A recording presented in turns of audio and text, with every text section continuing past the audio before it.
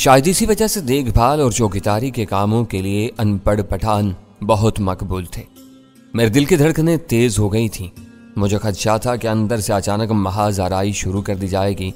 آہنی چادروں والی بند جیپ میں ہم قدرے محفوظ تھے، مگر 2-3 نشانے باز چاند ماری شروع کر دیتے تو ہمارا بچنا محال تھا۔ وہ ایک ناگزیر خطرہ تھا جسے مول لیے بغیر نشیمن میں داخل ہونے کا کوئی دوسرا امکان موجود نہیں تھا۔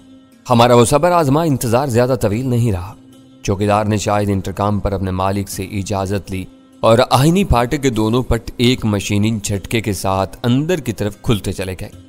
اول خان کا اندازہ درست تھا کہ وہ پھاٹک کسی برقی موٹر سے کھلتا اور بند ہوتا تھا۔ اندر ہر طرف روشنی پھیلی ہوئی تھی۔ کھلے ہوئے پھاٹک میں سے وسیع و عریض پورچ نظر آ رہا تھا جس میں کم از کم 3 گاڑیاں برابر کھڑی ہو سکتی تھیں۔ پھاٹک کے اندر کھلنے کی وجہ سے ڈرائیو وے اور پورچ کی گہرائی بھی کم نہیں تھی۔ اس کشادہ جگہ میں اس وقت صرف ایک گاڑی کھڑی ہوئی تھی جو حقیر معلوم ہو رہی تھی۔ ہماری جیپ اندر پہنچنے کے بعد گیٹ بند کر دیا گیا۔ اول خان نے جیپ تیزی سے آگے بڑھائی اور پورچ تقریباً وسط میں روک دی۔ ہم گاڑی سے اتر رہے تھے تو عمارت کے صدر دروازے سے جینز اور ٹی شرٹ میں ملبوس ایک دراز قامت سفید فام نمودار ہوا۔ اس نے بے پرواہی سے اپنے دونوں ہاتھ جیبوں میں ڈالے ہوئے تھے اور اس کی پیشانی پر نظر آنے والی شکنیں اس کی ناگواری کا اظہار کر رہی تھیں۔ ہے تم لوگ کون ہو؟ کس سرکاری محکمے سے آئے ہو؟ اس نے برآمدے میں رک کر اونچی اور تحقیر آمیز آواز میں پوچھا۔ اس کا انگریزی لب و لہجہ امریکیوں جیسا تھا۔ وہ ٹیڑھا سوال تھا۔ میں نے اول خان کی طرف دیکھا، اس کے لیے شاید وہ سوال نیا نہیں تھا۔ اس نے پورے اعتماد سے کہا، ہم اسپیشل فورس سے آئے ہیں، ہمیں چند مفرور غیر ملکی مجرموں کی تلاش ہے۔ ہمیں اطلاع ملی ہے کہ وہ یہاں روپوش ہیں۔ اس نے غلط بیانی نہیں کی تھی، بس درمیان میں سے ٹاسک کا لفظ اڑا دیا تھا۔ گورے کا منہ بن گیا۔ کس اتھارٹی کے تحت میرے گھر میں داخل ہوئے تم؟ کوئی وارنٹ لائے ہو یا اونٹ کی طرح منہ اٹھا کر یہاں گھس آئے ہو؟ تمہیں معلوم ہے کہ میرا نام پروفیسر ڈونلڈ آرمسٹرانگ ہے اور میں تمہارے اسٹیٹ بینک میں اکنامک کنسلٹنٹ کے طور پر کچھ پروجیکٹ فائنل کرنے آیا ہوں۔ ہمیں تمہارے نام اور عہدے سے غرض نہیں ہے۔ اول خان نے اس کے ابتدائی سوالات کے جواب گول کرتے ہوئے پورے اعتماد سے کہا، کچھ نہ ملا تو تم سے دست بستہ معاذت کر کے واپس چلے جائیں گے۔ گفتگو کے دوران اول خان نے اپنی پیش قدمی جاری رکھی تھی جبکہ ڈونلڈ اپنی جگہ جمع رہا تھا۔ نتیجے میں ہم تینوں برآمدے تک پہنچ چکے تھے۔ یہ کھلی گنڈا گردی ہے، میں احتجاج کروں گا اور یہاں سے چلا جاؤں گا، اس نے دھمکی تھی۔ یہ تمہاری مرضی ہے کہ جو چاہو کرو، اول خان نے اپنے بغلی ہولسٹر پر ہاتھ پھیرتے ہوئے جواب دیا۔ ہم جو کام کرنے آئے ہیں وہ کر کے واپس جائیں گے، ہمیں اندر جانے کا راستہ دو۔ وہ کوئی تشدد پسند گنڈا نہیں تھا۔ خاموشی سے علامتی طور پر ایک طرف سرک گیا مگر اس کی زبان چلتی رہی۔ تم لوگ اس طرح دندناتے ہوئے آئے ہو جیسے میں کوئی چور یا بدمعاش ہوں۔ مجھے معلوم ہوتا کہ اس گھٹیا ملک میں آنے والی غیر ملکی شخصیات کے ساتھ ایسا منمانا سلوک کیا جاتا ہے تو میں ہرگز ادھر کا رخ نہ کرتا۔ اب معلوم ہو گیا تو آئندہ احتیاط رکھنا، ویرا زہریلا لہجے میں اچانک بول پڑی۔ تم اس ملک پر احسان کرنے نہیں آئے، ان سے اپنے وقت کی بھاری قیمت وصول کرو گے۔ یہ سفید چمڑی کا کمال ہے کہ تمہاری کوئی ضرورت پیدا ہوئی، ورنہ پاکستان میں تم سے زیادہ قابل، ماہر اور تجربے کار اکنامسٹ موجود ہیں جو تم جیسے 10 پروفیسروں کو اپنی ٹانگوں کے نیچے سے نکال کر کوڑے میں پھینک سکتے ہیں۔ اوہ، اپنے لب و لہجے سے تم امریکی معلوم ہوتا ہے۔ حیرت کی بات ہے کہ تم ان گندے لوگوں کی وکالت کر رہا ہے، وہ تحیر زدہ آواز میں بولا۔ میں امریکہ میں آوارہ مردوں کے اشاروں پر ناچنے والی تتلی تھی۔ میں نے ان گندے لوگوں میں آ کر زندگی کا صحیح مفہوم سمجھا ہے۔ میری زبان سے ان کی ترجمانی سن کر تمہیں حیرت نہیں ہونی چاہیے۔ دونوں ہاتھ جیبوں میں رکھو اور آگے چل پڑو۔ ویرا نے اچانک اپنی جیب سے ریوالور نکال کر اس پر تان لیا۔ پروفیسر کا چہرہ دھواں ہو گیا۔ کیا کر رہی ہو؟ اس کی نال نیچے گراؤ، یہ چل بھی سکتا ہے۔ بالکل چل سکتا ہے مگر اشارے کے بغیر نہیں۔ چلو آگے بڑھو۔ ویرا نے ریوالور کی مہب نال کو چنبش دے کر اسے للکارا۔ چلتے رہو اور بولتے رہو، اس گھر میں تمہارے سوا اور کون ہے؟ میں چوکیدار کی طرف سے غافل نہیں تھا، پتہ نہیں اس کی تعلیمی استعداد کیا تھی۔ وہ انگریزی میں ہونے والی باتیں سمجھ رہا تھا یا کورا تھا۔ کم از کم یہ غنیمت تھا کہ ویرا کے پستول نکالنے پر اس نے کسی رد عمل کا مظاہرہ نہیں کیا تھا۔ شاید اول خان کی زبان سے اسپیشل فورس کا نام سننے کے بعد اس نے ٹکراؤ میں غیر جانبدار رہنے کا فیصلہ کر لیا تھا، ورنہ پستول برآمد ہوتے ہی وہ اپنے کندھے سے رائفل اتار کر ہم تینوں کو آسانی سے अपने निशाने पर ले सकता था। मुझे खुशी हुई कि अव्वल खान भी इससे गाफिल नहीं था। प्रोफेसर के पीछे मकान में दाखिल होने से पहले उसने मुड़कर चौकीदार से कुछ कहा। वो 2-3 मुख्तसर फिक्रे थे जिन्हें सुनकर चौकीदार तो फेमी अंदाज में सर हिलाता हुआ बंद गेट की तरफ बढ़ गया। इसकी बुड़बुड़ाहट मेरे लिए एक नाकाबिले फहम थी। पठान बेगैरतों और गद्दारों से नफरत करते हैं, अव्वल खान ने उर्दू में मुझे बताया। मैंने चौकीदार को उसके मालिक के यही 2 ख्वास बताए हैं। अब अंदर किसी को ज़िबा भी कर दिया जाए तो वह फाटक से नहीं हिलेगा। यह हमारे लिए खतरनाक साबित हो सकता था। पता नहीं तुमको किसकी तलाश है। इधर प्रोफेसर डोनाल्ड जल्लाई हुई आवाज में वीरा से कह रहा था, इस घर में मेरे 3 मुलाजमों और एक बीमार मेहमान के सिवा कोई नहीं है। हम सब बेजरत लोग हैं। तुम बिला वजह हमारे ज़हनी सुकून को बर्बाद कर रहे हो। पाकिस्तान में रहकर तुमने पाकिस्तानियों को हकारत से गंदा कहा है। यह तुम्हारी बीमार और गंदी ज़हनियत का सबूत है। वीरा ने जवाब दिया, अगर यहां से कुछ भी न मिला तब भी तुमको तुम्हारी इस जसारत की सजा जरूर मिलेगी। अपने ज़हनी सुकून की बर्बादी को इस सजा में शुमार कर लेना, हिसाब बराबर हो जाएगा। अगर मैं गलती नहीं कर रहा तो वीरा लाइट। प्रोफेसर को खासी ताखीर से वो नुक्ता याद आया। मैं वाशिंगटन के अखबारों में तुम्हारे बारे में पढ़ता रहा हूं। अपने वतन की दुश्मनी में तुम इतनी आगे जा चुकी हो क्या पाकिस्तानियों से ज्यादा पाकिस्तानी समझी जाती हो। मैं गैरों को बुरा कह रहा था, तुम तो अपने लोगों के खिलाफ जहर उगलने की मशीन बन चुकी हो। तुम्हारे लिए तजवीज़ की जाने वाली हर सजा तुम्हारे जुर्म के मुकाबले में कम तर रहेगी। एक इकनॉमिस्ट प्रोफेसर को पेशावर होना चाहिए। इसे वीरा या किसी और की जात से क्या दिलचस्पी हो सकती है। इस बार मैंने जुबान खोली। अगर तुम मेरी साथी की बातों की बिना पर इसे वीरा समझ रहे हो तो फिर तुम सिर्फ प्रोफेसर नहीं, एक बहरूपी हो जो रूप बदल कर यहाँ अपने मकासद के लिए काम कर रहे हो। तुम झूठे हो। वो घुर्राया, यहाँ मेरा कोई खुफिया मकसद कार फरमा नहीं है। इस तकरार में वो ड्राइंग रूम से गुजरता हुआ एक लाबी से निकला और फिर एक खुले रोशन कमरे की तरफ हो लिया। पढ़ते पढ़ते उसे अचानक कोई ख्याल आया और वो अड़ियल टट्टू की तरह एक जगह रुक गया। अब मैं एक कदम भी आगे नहीं बढ़ूंगा, पहले अपने कौंसल खाने को तुम्हारी आमद की खबर दूंगा। हल्के बल चीखो, तुम्हारा कोई ना कोई हमदर्द तुम्हारी आवाज सुन लेगा। बको मत, मैं फोन करना चाहता हूं। वो बेसाख्ता चीख पड़ा। मैं जहरीले अंदाज में हंस पड़ा। हमारे कुछ आदमी बाहर भी मौजूद हैं, वो तुम्हारे फोन के तार काट चुके होंगे। मुझे उसकी परवाह नहीं, मेरे पास सेलुलर फोन मौजूद है। उसने जेब से अपना दाहिना हाथ बाहर निकाला तो इसमें मुख्तसर सा मोबाइल फोन दबा हुआ था। खबरदार जो इसे ऑपरेट किया, ये फोन नीचे फेंक दो। अव्वल खान ने इसरारी अंदाज में उसे हुक्म दिया। वो ना माना। इसकी उंगलियां इस फोन के पैड पर मुतहर्रिक हो चुकी थीं। अचानक वीरा फिजा में उछली और उड़ती हुई उसके करीब से गुजर गई। प्रोफेसर के हल्क से एक ककरेहा चीख बरामद हुई और उसका मोबाइल फोन उड़ता हुआ उसके हाथ से निकल गया। उसकी दाहिनी कलाई पर वीरा की भरपूर लात पड़ी थी। प्रोफेसर का फोन मुख्तसर होने के साथ नाजुक भी था। वो दीवार से टकरा कर कालीन पर गिरा तो उसके पुर्जे बिखर कर रह गए थे। वो अपनी दोनों मुठियां भींच कर मेरी तरफ लपका तो वीरा ने उसकी गर्दन पर एक जोरदार हाथ रसीद कर दिया। वो सेहतमंद जरूर था लेकिन ज्यादा तवाना नहीं था। कराहता हुआ नीचे ढेर हो गया। ओह गॉड, ये सब क्या हो रहा है? टोनी, तुम कहाँ हो? अचानक रोशन कमरे से खौफजदा निस्वानी आवाज बुलंद हुई और मेरे कान खड़े हो गए।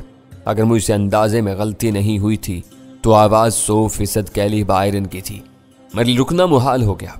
मैंने डोलैंड को वीरा के रहमो करम पर छोड़कर रोशन कमरे की तरफ दौड़ लगाई। कैली नर्म और शानदार बेड पर दराज थी। उसके चेहरे पर नकाहत और तकलीफ के साथ खौफ के आसार भी उभर आए थे। अपने कोहले के जख्म के बायस वो हिलने जुलने से माजूर थी, लेकिन उसने मेरा चेहरा देख लिया और फिर खौफ से उसकी आंखें फैलती चली गईं। ओह मेरे खुदा, तुम किसी इफरीत की तरह मेरा पीछा क्यों कर रहे हो? यहां भी पहुंच गए। उसके हल्क से दबी दबी खौफजदा सी चीख की सूरत में आवाज बरामद हुई। वो सदफ मेंशन में मुझे जलाल के साथ देख चुकी थी। उस मुलाकात की यादें उसके जहन में ताज़ा थीं। उसने एक झलक देखते ही मुझे पहचान लिया। आदमी के आमाल कब्र तक बल्कि उसके बाद भी उसका पीछा करते हैं और उसे जन्नत या जहन्नुम में पहुंचा कर छोड़ते हैं। इसी तरह मैं तुम्हारे और बेन के जराइम की सजा हूं जब तक तुम दोनों अपने अपने कैफरे किरदार को नहीं पहुंच जाते। मैं बार बार तुम्हारे सामने आता रहूंगा। मैंने उसे दहशतज़दा करने के लिए सफाकाना लहजे में कहा। तुम मेरे साथ बदअहदी नहीं कर सकते। वो रो देने वाली आवाज में गिड़गिड़ाई।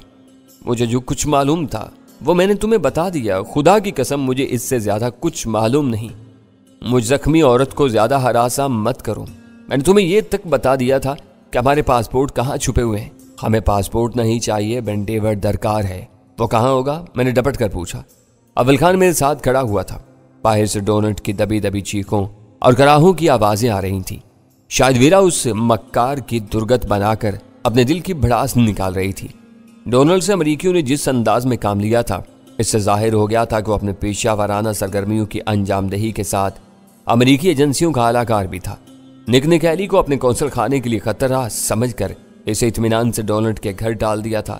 کوئی سوچ بھی نہیں سکتا تھا کہ اسٹیٹ بینک کا پاکستان کے امریکی نژاد اقتصادی مشیر کا گھر غیر ملکی مجرموں کی پناہ گاہ کے طور پر استعمال ہو رہا ہوگا۔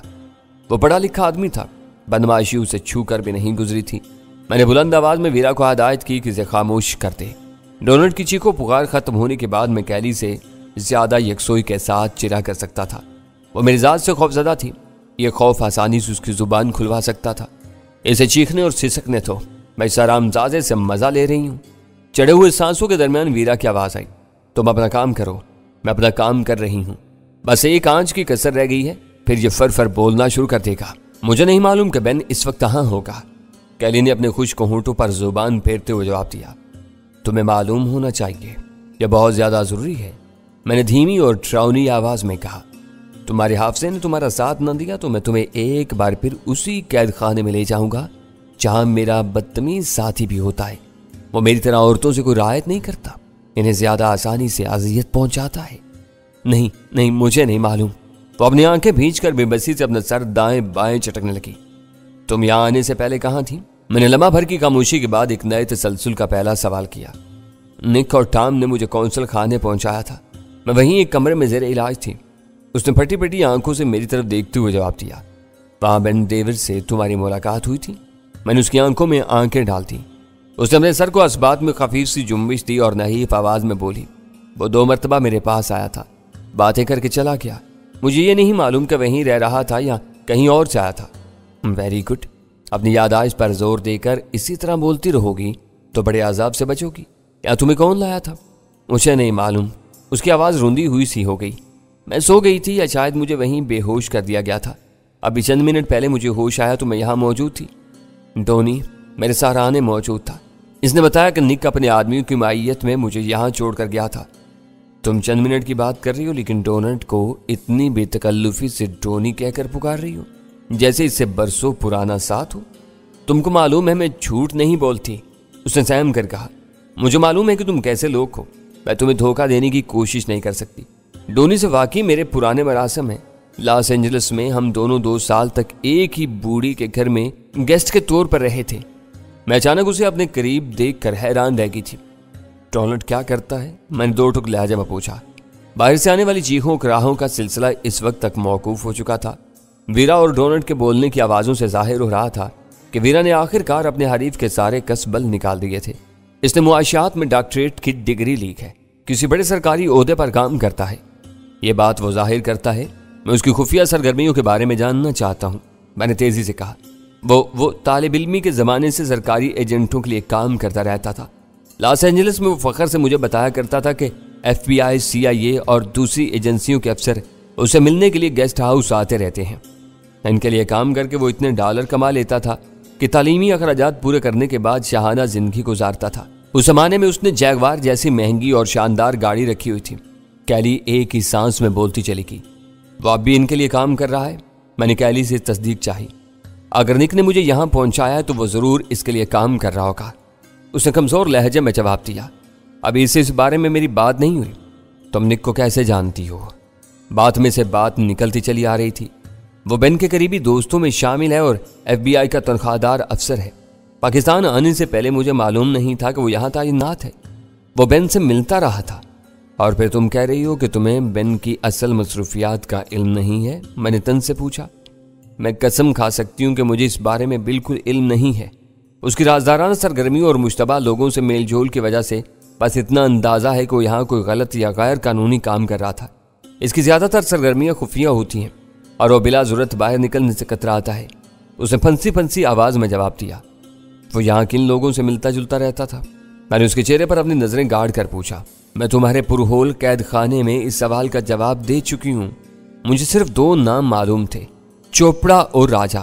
وہ ان سے بات کرتا تھا، ان کے فون آتے تھے، میں نے انہیں کبھی نہیں دیکھا۔ ابھی تم نے بتایا ہے کہ نک اس سے ملتا رہتا تھا۔ تم دونوں کو پاکستان آئے 3 مہینے ہو چکے ہیں، اس دوران میں وہ کتنی بار آیا تھا؟ 3 या शायद 4 बार, उसने मेरे ज़हन पर जोर देते हुए जवाब दिया। मैं उसे बेन का दोस्त समझती थी। मुझे यह अंदाज़ा नहीं हुआ कि वो किसी खुफिया काम के चक्कर में बेन के पास आता है। यकायक उसकी आवाज़ खौफ से कमज़ोर हो गई। क्या निक यहाँ कोई गड़बड़ कर रहा है?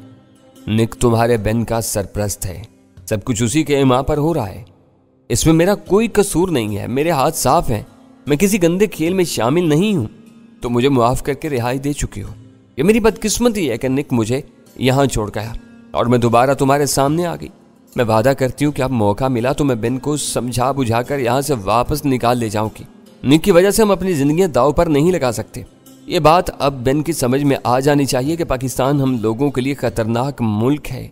हमें अमेरिका में किसी चीज़ की कमी नहीं है जिसके लिए हम दर बदर की ठोकरें खाते फिरें। इसी वक्त वीरा डोनाल्ड को धक्के देती हुई इसी कमरे में ले आई। डोनाल्ड की हालत अबतर थी। उसके चेहरे या जिस्म पर कोई बड़ा या कारी जख्म नहीं आया था, मगर वीरा ने मार मार कर उसका हुलिया बिगाड़ दिया था। उसका पूरा चेहरा जरबात और खराशों से भरा हुआ था। जख्मों से रिसने वाले खून ने उसका चेहरा भयानक बना दिया था। कमाल की बात यह थी कि अपने हरीफ का जोग्राफिया बदल देने के बावजूद वीरा तरोताज़ा नजर आ रही थी। इसके जिस्म या लिबास पर कोई खराश आई थी, न कोई दाग धब्बा नजर आ रहा था। जो कुछ बका है अब वो दोहराना शुरू कर दो। वीरा ने अपने सैंडल की नोक से उसकी पुश्त पर हल्की सी ज़रब लगाकर कहा। इस तजलील पर डोनाल्ड तिल मिलाकर रह गया और तकरीबन चीखते हुए बोला, इन चीरन दस्तियों के लिए तुमको जवाबदेह होना पड़ेगा। मैं देखूंगा कि तुम्हारे प्रोजेक्ट कैसे मुकम्मल होते हैं। कैरी पुरतशवीश नजरों से उसकी तरफ देखे जा रही थी। उसने खौफ से सरसराती हुई आवाज में कहा, टोनी डार्लिंग, गुस्सा थूक दो और होश से काम लो। ये बहुत खतरनाक लोग हैं, मैं इनको भुगत चुकी हूँ। तुमने इनका कैद खाना देख लिया तो दहशत से तुम्हारा पेशाब खता हो जाएगा। मैं लड़ने भिड़ने वाला आदमी नहीं हूँ, वह हंसते हुए बोला। ये बहुत जलील लड़की है, मैं सोच भी नहीं सकता था कि एक औरत जात मुझ पर ऐसा शर्मनाक तशद्दुद कर सकती है। ये लोग मुझसे दूर रहकर शराफत से बात करें तो मैं इनकी हर बात का जवाब देने के लिए तैयार हूँ। उसके अंदाज से जाहिर था कि उसने वो बातें कैली से कही थी, लेकिन वीरा इस वक्त डोनाल्ड के हक में खुदाई फौजदार साबित हो रही थी। और आकर बोली, अभी मैं दूर हूँ मगर ज्यादा देर तक तुमसे दूर नहीं रह सकूंगी। शराफत से और तेजी से अपनी कहानी दोहरानी शुरू कर दो। फौरी तौर पर डोनाल्ड की जुबान नहीं चल सकी। वो गोमगो के आलम में था कि वीरा ने अपनी जगह से जुम्बिश की और वज़ियानी अंदाज में बुलबुलाता हुआ यूं दोहरा हो गया जैसे वीरा उसके जिस्म के वस्ती हिस्से पर कोई कारी ज़रब लगाने वाली को। उसने आगे झुककर अपने दोनों हाथ घुटनों पर फंसा लिए थे। मैं लिखने पढ़ने वाला शरीफ आदमी हूँ। वीरा को अपनी जगह पर रुकता देखकर डोनाल्ड ने फौरी तौर पर बोलना शुरू कर दिया। मुझ पर तुम लोगों का अजाब निक हार्वे की वजह से नाजिल हुआ है। उसका मुझ पर सिर्फ इतना एहसान था कि उसने किसी ज़माने में मेरा तालीमी खर्च पूरा करने में मेरी मदद की थी। वो रकम उसने मुझे अतिये में नहीं दी थी। मुझसे मुखबरी के छोटे मोटे और बेज़रर काम लिए थे। बाद में उसने मुझे टेढ़े काम सौंपे तो मैंने इनकार कर दिया। उस वक्त उसने मुझे बताया कि मेरे पुराने काम भी मामूली और बेज़रर नहीं थे। वो जराइम साबित होने पर अमेरिका की कोई भी अदालत कम अज़ कम 7 साल के लिए मुझे अंदर कर सकती थी। खुदा उसे गारत करे, वो पक्का ब्लैक मेलर है। वो मेरे कैरियर की इब्तदा थी। मुझे अदालत से 1 घंटे की भी सज़ा हो जाती तो मेरा मुस्तकबिल तबाह बर्बाद हो जाता। मैं इसके लिए काम करने पर मजबूर हो गया। वो दिन है और आज का दिन निक हमजाद की तरह मेरे सर पर मुसल्लत है। मुझे पैसे की कोई ज़रूरत नहीं। मैं बेहिसाब दौलत कमा रहा हूँ मगर मैं इसके हुक्म से सरताबी नहीं कर सकता। मुझे यूँ महसूस होता है जैसे अमेरिका की वजारत ख़जाना भी निक की गुलाम है। मेरा कहीं भी दुनिया के किसी भी मुल्क में तबादला होता है तो निक मुझ से पहले अपने किसी मिशन पर वहाँ मौजूद होता है। वो मेरी अना और मकाम का कोई लिहाज किए बगैर बेदर्दी से मुझे इस्तेमाल करता है और फिर कुछ अरसे के लिए गायब हो जाता है। शुरू में मैं तबादलों पर खुश हुआ करता था कि अमेरिका से बाहर रहकर मैं निक के आसेबी साए से महफूज रहूँगा। वो नाइजीरिया, घाना और ऑस्ट्रेलिया में मुझसे टकराया तो मैं इसे इत्तेफाक समझा था, मगर फिर वो बार बार सामने आता चला गया। इस मरदूद ने मेरी शहरत पर हाथ रखा हुआ है। इसके लिए हर नया काम करने के बाद मुझे महसूस होता है कि मेरे गिर्द उसके जाल की डोरियां और कस चुकी हैं। ज्यादा ऊंची उड़ान लेने की कोशिश मत करो, वीरा ने उसे डांट दिया। अभी तक वो तुम्हारा चहेता आका था, अब तुम उसके खिलाफ जहर उगल रहे हो। ये न समझो कि उस पर लान तान भेजकर तुम हमारी नजरों में खुद को बेगुनाह साबित करने में कामयाब हो जाओगे। तुम्हारे लिए सब जानना जरूरी है, वो भराई हुई आवाज में बोला। मैं हालात का शिकार हुआ हूँ। तुमको मालूम होना चाहिए कि सीक्रेट एजेंट किस तरह मासूम और भोले भाले नौजवानों को अपने चुंगल में फांसते हैं। मैं अपनी इस दोहरी जिंदगी से तंग आया हुआ हूँ। जुबान खोलने पर मजबूर कर दिया गया हूँ तो खुलकर सब कुछ बता रहा हूँ। टोनी, کیا نک واقعی برا اور خطرناک آدمی ہے؟ کیلی کے ہونٹوں سے سہمی ہوئی آواز برآمد ہوئی۔ وہ شاید اس سے بھی زیادہ برا اور خونی آدمی ہے، ڈونلڈ نے نفرت آمیز لہجے میں جواب دیا۔ میں نے بات کی نزاکت کو سمجھتے ہوئے اس کے سامنے ہتھیار ڈال دیے تھے، اس لیے اسے زیادہ کھل کر سامنے آنے کا موقع نہیں مل سکا۔ جو لوگ مزاحمت کرتے ہوں گے ان سے بہت بری طرح پیش آتا ہوگا۔